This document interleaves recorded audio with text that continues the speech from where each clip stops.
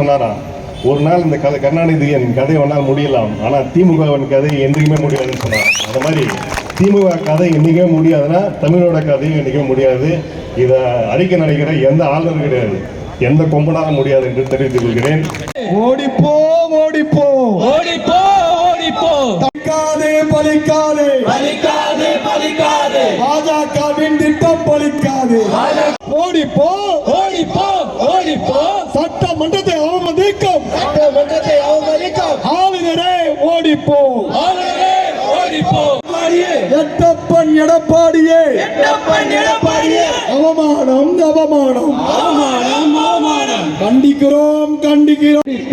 தமிழக ஆளுநரை கண்டித்து, தமிழக ஆளுநரை கண்டித்து, அதிமுக பாஜக கள்ள கூட்டணியை கண்டித்து